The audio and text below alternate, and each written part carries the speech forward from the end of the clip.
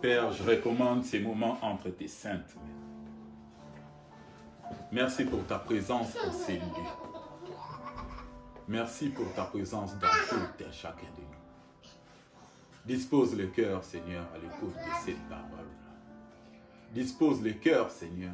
Donne à ton peuple un cœur dévoué à l'obéissance de ta parole. Que cette parole que nous allons entendre aujourd'hui reste gravée dans nos cœurs et que le malin ne vole aucune d'elles. Tu as dit à tes apôtres, Seigneur, que vous êtes déjà purs par la parole que je vous ai donnée. Cette parole qui nous donne la joie. Cette parole qui nous fortifie. Merci Seigneur. Et que ta grâce, ta paix, ta miséricorde soient sur tout un chacun de nous. Je te rends grâce Seigneur, je te loue pour ces moments précieux que tu nous accordes. Faites au Seigneur que quand je parle, quand j'annonce cette bonne nouvelle, que je l'annonce hardiment et librement, avec assurance, au nom de Jésus. Et que je diminue, et que tu croisses, et que tout soit pour ta gloire. Toi qui vis au siècle des siècles, dans le nom de Jésus, nous t'avons ainsi prié. Amen. Nous continuons avec notre thème. Nous avons parlé la dernière fois de Josué. Nous sommes dans le chapitre 1 de Josué. Nous continuons avec notre terme « Fortifie-toi dans le Seigneur ».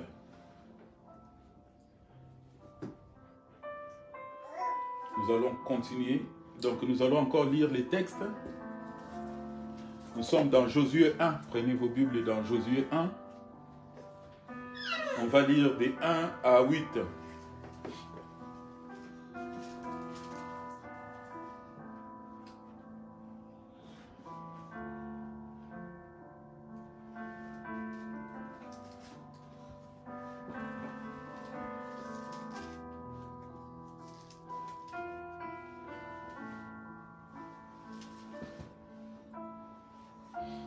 Je vais lire le texte. Après la mort de Moïse, serviteur de l'Éternel, l'Éternel dit à Josué, fils de Nun, serviteur de Moïse, Moïse, mon serviteur, est mort. Maintenant, lève-toi, passe ces Jourdains, toi et tous ces peuples, pour entrer dans les pays que je donne aux enfants d'Israël.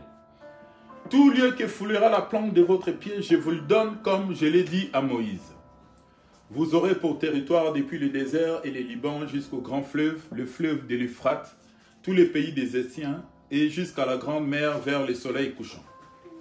Nul ne tiendra devant toi tant que tu vivras. Je serai avec toi comme j'ai été avec Moïse. Je ne te délaisserai point, je ne t'abandonnerai point. Fortifie-toi et prends courage, car c'est toi qui mettras ce peuple en possession du pays que j'ai juré à leur père de leur donner. Fortifie-toi seulement et bon courage, en agissant fidèlement selon toute la loi que Moïse, mon serviteur, t'a prescrite. Ne t'en détourne ni à droite ni à gauche, afin de réussir dans tout ce que tu entreprendras. Que ces livres de la loi ne s'éloignent point de ta bouche, médite-les jour et nuit, pour agir fidèlement selon tout ce qui est écrit. Car c'est alors que tu auras du succès dans tes entreprises. C'est alors que tu réussiras. Merci Seigneur pour ta parole.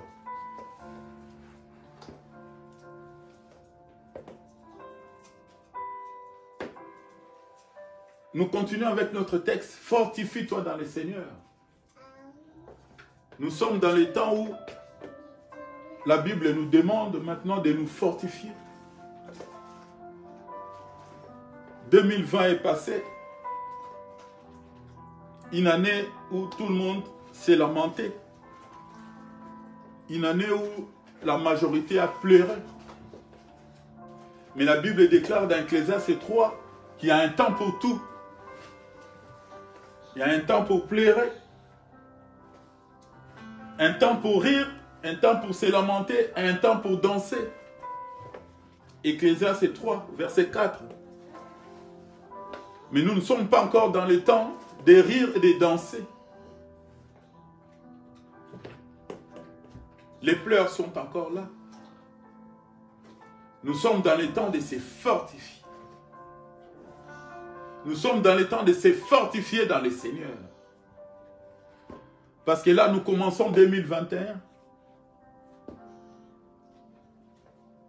Une partie des mal est passée. Mais le diable va encore s'élever. Alors c'est le temps de nous fortifier dans le Seigneur. C'est le temps de prendre courage et d'aller de l'avant. Alléluia. Donc dans le livre de Josué, que nous avons lu tout à l'heure, le verset 5 dit, « Nul ne tiendra devant toi tant que tu vivras. Je serai avec toi comme j'ai été avec Moïse. Je ne te délaisserai point, je ne t'abandonnerai point. »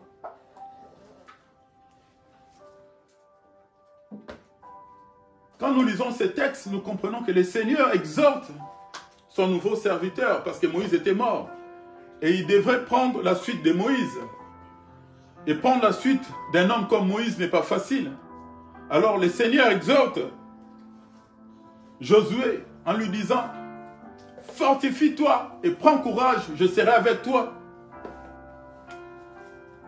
Le Seigneur exhorte son serviteur Josué parce qu'il sait que la marche est encore longue. Ce n'est pas une tâche facile de faire traverser le peuple de l'autre côté du Jourdain. Donc le Seigneur est obligé d'exhorter son serviteur. Parce qu'il sait qu'il va passer par des moments difficiles. Il sait qu'il va passer par des moments où des découragements. Et il faut que le Seigneur, en ce moment ici, lui donne une mission. Le Seigneur est en train de l'exhorter. Fortifie-toi et prends courage. Parce que c'est toi qui mettras ces peuples hors des Jourdains pour prendre les pays que je les ai promis. Les pays où coulent les laits et les miels. Alléluia.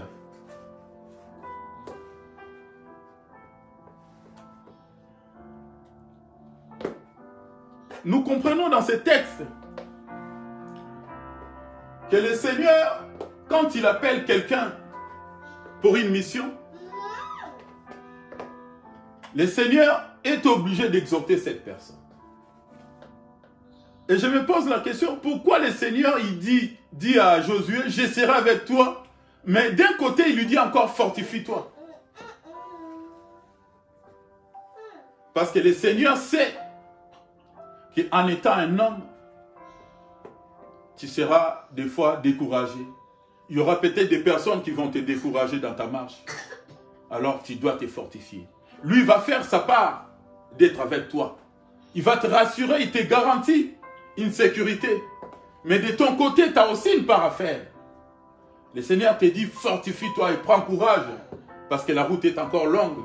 Dans 2021 est encore dans son début. Et tu dois parcourir toute l'année.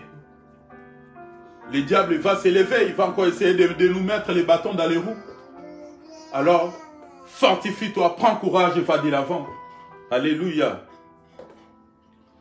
Donc, je parlais de Josué. Ce que j'expliquais tout à l'heure, je disais, quand Dieu appelle quelqu'un, Dieu exhorte la personne. Mais remarquez qu'il y a beaucoup de personnes dans la Bible que Dieu a appelées. Quand Dieu leur donne les cahiers des charges, ces personnes, quand ils se rendent compte de la mission, de la charge que Dieu leur donne, la plupart de ces personnes désistent. La plupart de ces personnes ont tendance à abandonner.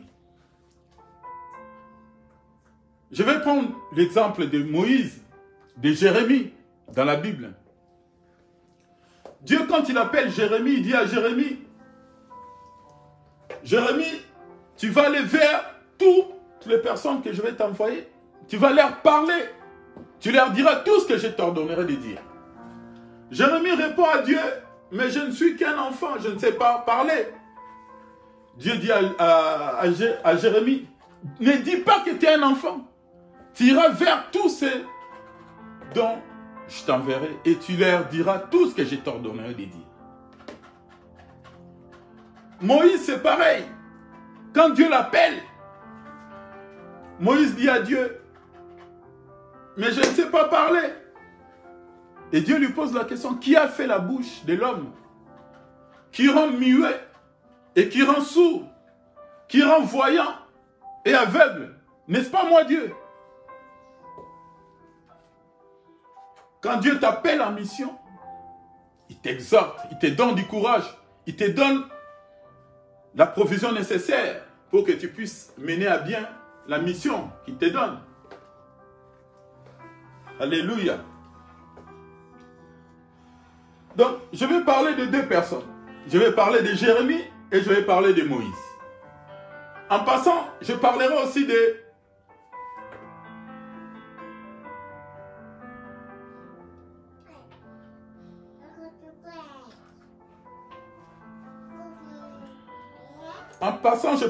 de Jonas. Jonas, l'Éternel lui donne une mission pour aller à Ninive. Mais Jonas, au lieu d'aller à Ninive, Jonas va à Tarsis. Jonas fuit à Tarsis. Parce qu'il a compris que la mission que Dieu lui donnait était une tâche difficile. Alors il fuit vers Tarsis jusqu'à ce qu'il soit... Il rentre dans un bateau pour aller à Tarsis et le Seigneur envoie une tempête sur les bateaux. Et Jonas était obligé de tomber à l'eau. Les personnes qui étaient avec lui dans les bateaux étaient obligées de les jeter à l'eau. Pour dire que la mission du Seigneur, quand Dieu te donne une mission, tu ne peux pas échapper à la mission du Seigneur. Cette mission finira par te rattraper.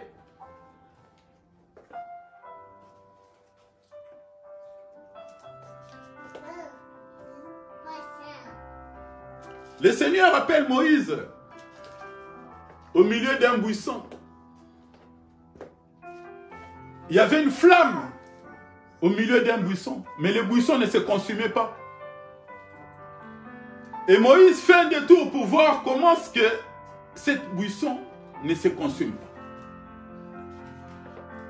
Et Dieu, quand il a aperçu Moïse en train de se détourner, Dieu dit à Moïse, ôte tes souliers là où tu es, parce que l'endroit où tu te trouves, c'est une terre sainte. Et Dieu avait une mission pour Moïse. La mission de Moïse, c'était d'aller sortir le peuple d'Israël dans l'esclavage. Cette mission que Dieu avait à confier à Moïse, Moïse se rend compte que c'était une mission difficile. Moïse dit à Dieu, mais comment pourrais-je aller voir Pharaon et lui dire que libère mon peuple? Dieu essaye de convaincre Moïse pour dire, mets ta main dans ton sein, sors-le. Dieu emploie des signes pour convaincre Moïse d'aller quand même dans cette mission. Mais Moïse restait incrédule à l'appel de Dieu. Parce que Moïse ne voulait pas aller dans cette mission. Alors Dieu dit à Moïse, voici ton frère Aaron qui vient. Tu iras avec ton frère Aaron. Ton frère Aaron te servira de bouche. Et toi, tu prendras la place de Dieu. Toutes les manœuvres que Moïse faisait, quand Dieu essayait de les convaincre, j'appelle ça des manœuvres dilatoires, parce qu'il ne voulait pas aller. Parce que finalement, Moïse a dit à Dieu, envoie quelqu'un d'autre. Et la Bible déclare que la colère de Dieu s'enflamma contre Moïse, parce que Moïse avait refusé la mission.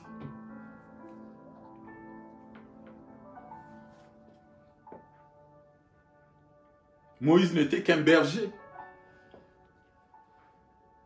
Moïse avait fui l'Égypte parce qu'il avait tué un homme. Il est allé chez son beau-frère Jéthro. Et il était en train de paître les troupeaux de Jéthro. Quand Dieu lui apparaît dans une flamme au milieu d'un buisson. Mais remarquez une chose. Dieu, quand il appelle quelqu'un, Dieu ne tient pas compte de ce que les hommes pensent de cette personne. Moïse était un prince en Égypte. Et il est passé de la vie de prince à la vie de berger. Il était en train de paître le troupeau de son beau-frère Jéthro, quand Dieu l'appelle pour une mission. Ce que je vais ressortir ici pour dire que Dieu, quand il appelle quelqu'un, Dieu te voit avec les yeux de Dieu. Dieu ne te voit pas avec les yeux charnels, comme les hommes. Dieu te voit tel que tu es, tel qu'il t'a créé, avec toutes les promesses qu'il a mises en toi. Mais les hommes te voient avec des yeux charnels. N'y avait-il pas d'autre personne que Moïse pour que Dieu puisse envoyer, insister que sur Moïse? Dieu a insisté que sur Moïse. C'est toi qui vas aller. Moïse trouve des arguments pour ne pas aller. Il dit, je ne sais pas parler. N'y avait-il pas des hommes éloquents que Moïse? Quand Dieu a un plan sur toi, ça sera toi. Laisse que le Seigneur fasse un plan sur toi. Laisse que le Seigneur, que tu sois dans le plan de Dieu pour qu'il t'accorde sa grâce. Moïse était dans le plan de Dieu. Dieu pouvait dire, voilà, Moïse est en train de poser des problèmes. J'essaye de les convaincre, mais il ne veut pas, il trouve des excuses, des arguments. Mais le Seigneur insistait. Il a donné des signes à Moïse. Il a donné des miracles à faire avec les bâtons pour qu'il puisse convaincre le peuple, les anciens d'Israël, pour aller vers Pharaon, afin qu'il puisse laisser aller son peuple. Peu importe ce que les gens peuvent dire de toi. Peu importe ce que les gens peuvent te qualifier. J'aimerais te dire que tu as de la valeur aux yeux de Dieu. Parce que Dieu ne te voit pas comme les hommes. Mais Dieu, il te voit comme Dieu. Parce que tu es créé à l'image de Dieu. Alléluia. Tu es l'image de Dieu vivant.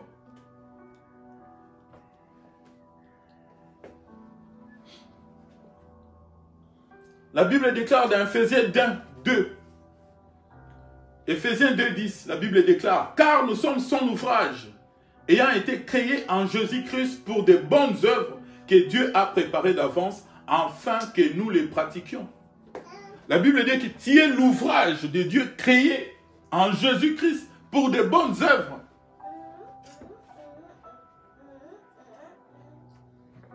Et dans Romains 8, la Bible déclare, car ceux qu'il a connus d'avance, il les a prédestinés à être semblables à l'image de son Fils, afin que son Fils soit le premier-né d'entre plusieurs frères. Et ceux qu'il a prédestinés, il les a aussi appelés. Et ceux qu'il a appelés, il les a aussi justifiés. Et ceux qu'il a justifiés, il les a aussi glorifiés. Le Seigneur t'a prédestiné avant la fondation du monde. Il t'a appelé, il t'a justifié, et il t'a déjà glorifié. Parce que tu es mort avec lui et tu es ressuscité avec lui. Et ta vie est cachée en Christ, dans les lieux célestes. Alléluia.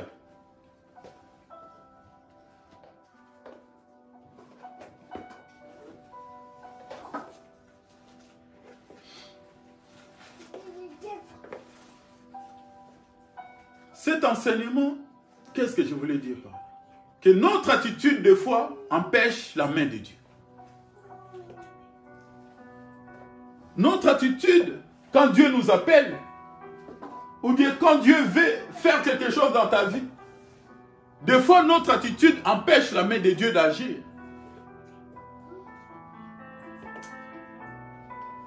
Quand le Seigneur t'appelle, au lieu de répondre directement à l'appel, au lieu d'aller en mission, on te voit en train de tergiverser, en train de résister. Et cette attitude empêche la main de Dieu d'agir dans nos vies. Soyons de bons chrétiens.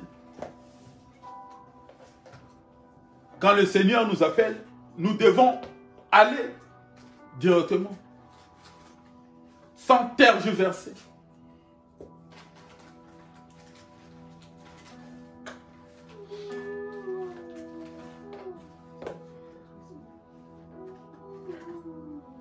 Je vais continuer à parler de Moïse. Moïse, Dieu l'appelle pour qu'il aille libérer les peuples d'Israël. Moïse trouve des arguments pour ne pas aller. Et Dieu insiste que sur Moïse. Nous avons tous un appel de Dieu. Dieu, quand il t'a choisi, il t'a choisi. Peu importe ce que les gens pensent de toi. Dieu, quand il choisit une personne, il ne voit pas ses défauts. Moïse avait une langue embarrassée. Est-ce que Dieu l'avait-il oublié? Quand Dieu t'a choisi, ça sera toi qui vas aller. Parce que tu es déjà dans le plan. Dieu t'avait mis déjà dans son plan. Le Seigneur te dit aujourd'hui que tu es dans son plan. Qu'il a formé les bons projets pour toi. Parce que le Seigneur nous a aimés avant la fondation du monde. Et il a formé des bons projets pour nous. Et si tu es dans le plan de Dieu, le Seigneur agira. Il attend seulement les moments opportuns pour qu'il puisse agir. Souvent, nous sommes confrontés à des problèmes. Souvent, nous avons des personnes qui nous découragent. Souvent, nous avons des personnes qui viennent nous raconter des choses que Dieu n'a pas dit. Moïse avait la langue difficile. Mais qu'est-ce qui empêchait Dieu de prendre quelqu'un d'autre à la place de Moïse? Qu'est-ce qui empêchait Dieu de chercher quelqu'un d'autre à la place de Moïse? Si Dieu t'a choisi, il t'a choisi. Peu importe ce que les gens peuvent dire. Alléluia. Dieu nous a aimés avant la fondation du monde. Dieu aime ses enfants. Et Dieu, quand il t'a choisi pour une mission, ça sera toi. Il mettra tous les moyens nécessaires. Il essaiera de te convaincre. Comme il a fait avec Josué, comme il a fait avec Moïse. Il les a dit, je serai avec vous. Allez, je serai avec vous. Je mettrai mes paroles dans vos bouches. C'est moi qui serai avec toi. Comme il a dit avec Jérémie. Va, je serai avec toi. Ne crains point, ne tremble point devant eux. De peur que moi-même je te fasse trembler. Ne dis pas que tu es un enfant. Ne dis pas que je ne sais pas parler.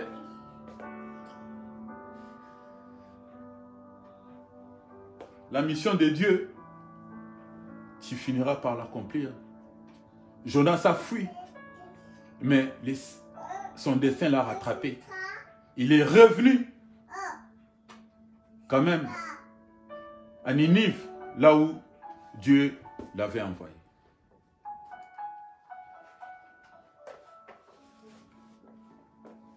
Quelle leçon nous tirons aujourd'hui de ces paragraphes? La leçon que je tire dans ces paragraphes, parce que nous allons encore continuer la semaine prochaine avec les mêmes paragraphes, avec les mêmes chapitres. Nous n'avons pas fini avec.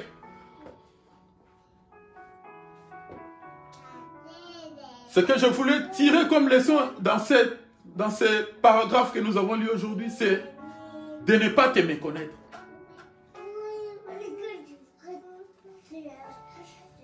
De ne pas t'ignorer.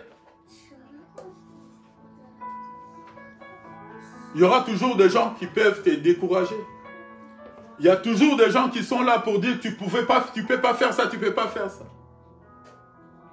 Mais ne te méconnais pas parce que Dieu te connaît. Si Dieu t'a choisi, il mettra toutes les provisions nécessaires.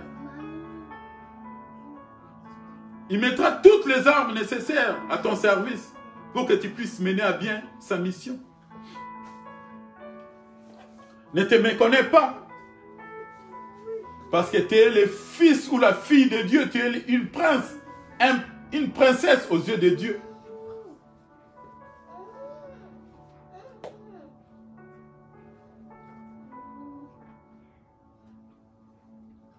Ne te méconnais pas. Parce que Dieu te voit avec les yeux de Dieu. Il ne te voit pas avec les yeux charnels. Il y a Dieu qui te connaît mieux que toi-même. Les hommes peuvent dire, les hommes ne te connaissent pas. Ils voient en toi qu'un petit garçon ou une petite fille. Ils voient en toi qu'un simple homme, un berger ou un ouvrier. Mais Dieu te voit autrement. C'est pourquoi Dieu, quand il t'appelle dans une mission, quand Dieu t'appelle pour faire quelque chose, pour exécuter une mission, le Seigneur sera avec toi. Tu ne seras pas seul. Les gens voyaient en Jérémie qu'un petit garçon. Mais en Jérémie, il y avait le grand roi, le Seigneur des seigneurs. Les gens voyaient en Moïse qu'un berger. Mais derrière Moïse, il y avait un grand roi, l'Éternel des armées. C'est comme Goliath. Goliath, quand il a vu David, Goliath a vu en David qu'un petit garçon avec un beau visage. Il dit, aujourd'hui, je vais donner ta chair aux oiseaux, aux animaux. Il avait oublié que David, il voyait en David qu'un petit garçon, mais derrière David, il y avait les rois des rois, les seigneurs des seigneurs. Parce que David était oint, il était oint de Dieu. Et Goliath ne le savait pas. Goliath se voyait géant. Je ne sais pas combien de mètres il faisait. Mais la Bible déclare que c'était un géant. Et devant lui, c'était un petit garçon qu'il était en train de mépriser pour dire qu'aujourd'hui, je vais te tuer et je donnerai ta chair aux animaux et aux oiseaux. Il avait oublié que David, c'était un oint de Dieu. Et David a répondu. Il a répondu à Goliath. Il lui a dit, tu marches devant moi. Tu marches contre moi avec des lances et des javelots et l'épée. Mais moi, je marche contre toi au nom de l'Éternel. Au nom de l'Éternel des armées que tu as insulté. Alléluia. Fais de Dieu, fais de ton combat le combat de Dieu.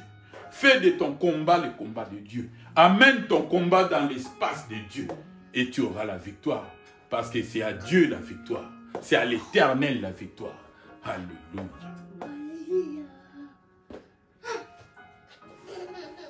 La Bible déclare dans Isaïe, toute arme forgée contre toi sera sans effet.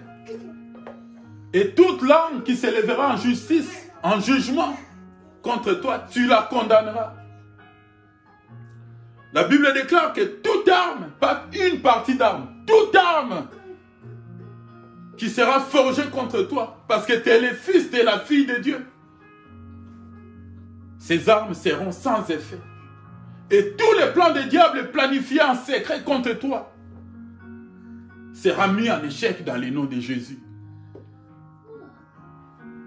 Alléluia. La Bible ne dit pas qu'une partie. Toute arme qui se dressera contre toi. Toute arme qui sera forgée contre toi. Tous les plans de l'ennemi qui sera forgé contre toi en secret. Le Seigneur le met en échec. Au nom de Jésus. Que le Seigneur t'accorde sa grâce. Et que le Seigneur combat pour toi. Pour qu'il te donne la victoire. Alléluia.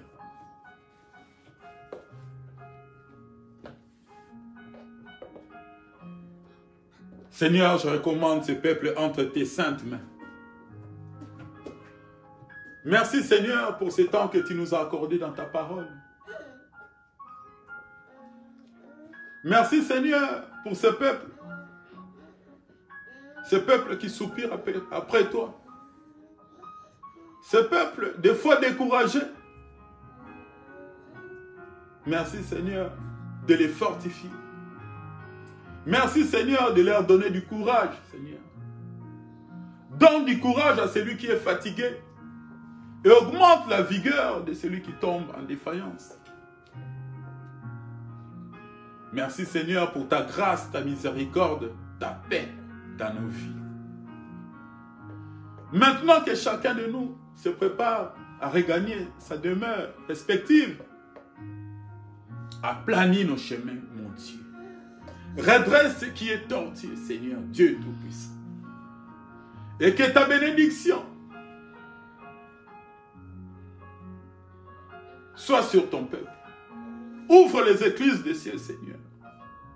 Comble ton peuple de toutes les bénédictions en Jésus-Christ. Qu'il ne manque de rien dans leur maison. Pourvoir à leurs besoins. Pourvoir aux besoins de leur famille. Merci Seigneur, parce que tu es Dieu. Le Dieu d'Abraham, d'Isaac et de Jacob. Notre forteresse, notre haute retraite. Le Dieu à qui je me confie.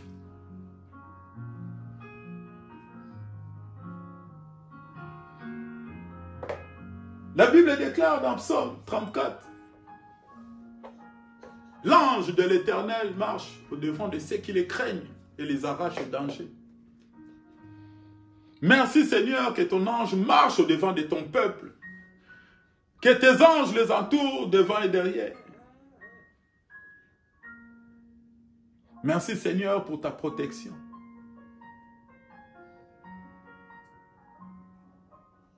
Je te loue et je te rends grâce, Seigneur,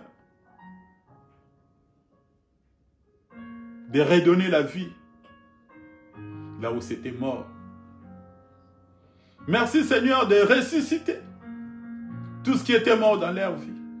Tout ce que le diable a volé et détruit dans leur vie soit ressuscité maintenant au nom de Jésus. Je déclare la guérison dans leur vie. Je déclare la fertilité, la fécondité dans leur vie. Je déclare la prospérité dans leur vie. Qu'ils prospèrent à tous égards comme prospère l'état de leur âme.